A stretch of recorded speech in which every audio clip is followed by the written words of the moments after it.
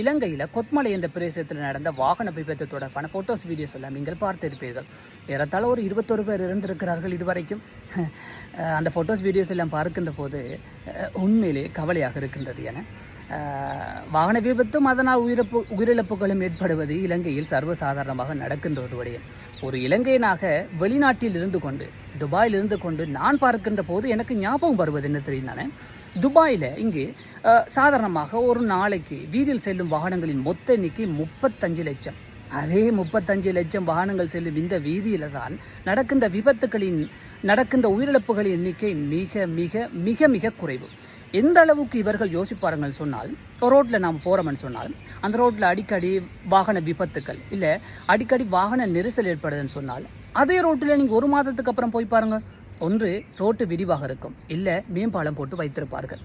அந்த அளவுக்கு யோசிப்பார்கள். இவை எல்லாவற்றுக்கும் மேல் போய் எங்கே ஆக்சிடென்ட் இருந்தாலும் வித்தின் 4 நிமிஷத்துக்குள்ளே ஆம்புலன்ஸ் வந்துடும். ஆம்புலன்ஸே வர முடியாத ஒரு வாகன நெரிசல் இருந்தால் ஹெலிகாப்டர் வந்து எடுத்துக்கொண்டு போகும். அடா மண்ணை தோண்டினா பெட்ரோல் வர பூமி இது, ஹெலிகாப்டர்னு அதுக்கு மேலேயும் கொண்டு வரலாம் என்று நாம் யோசிக்கலாம். உண்மை அது இல்லை.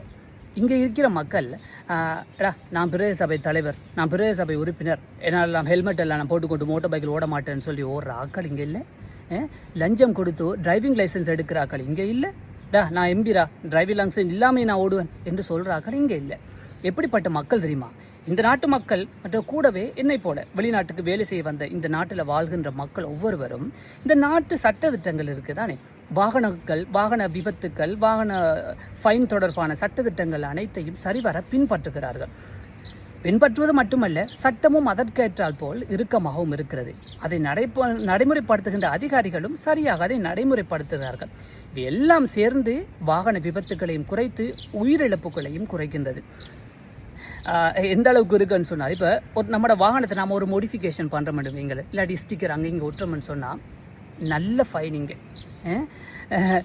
சாதாரணமாக 1000 திர்ஹாம்ஸிலிருந்து இலங்கை ருப்பீஸில் சொல்ல போனால் 80,000 40 லட்சம் வரைக்குமான ஃபைன் இருக்கும். மோடிஃபிகேஷன் ஒரு காரில் பண்ணியிருந்தார். மோடிஃபிகேஷன் என்னும்போது தான் எனக்கு ஞாபகம் வருகிறது, ஸ்ரீலங்காவில் கொஞ்சம் நாளைக்கு முன்பு வாகனத்தில் மோடிஃபிகேஷன் பண்ணுறது இல்லை வாகனங்களில் அதிகமாக ஒலி எழுப்புவது போன்ற இதுகளுக்கு தடையெல்லாம் விதிக்கப்பட்டிருந்தது. நாம் என்ன செய்திருந்தோம்?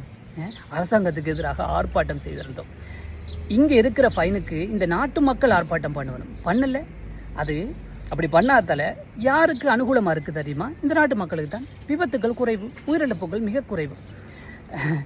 இப்போ இதெல்லாம் நான் சொல்லிவிட்டு நான் யோசிக்கின்ற ஒரு விடயம் என்ன தெரியும் தானே, இந்த விபத்தில் இறந்து போனவங்க இருக்கிறாங்க தானே, அவங்க ஒருவேளை துபாயில் பிறந்திருந்தால் இது போன்ற வாகன விபத்துக்கள் நடந்திருக்காது, இந்த உயிரும் சென்றிருக்காது வீணாக.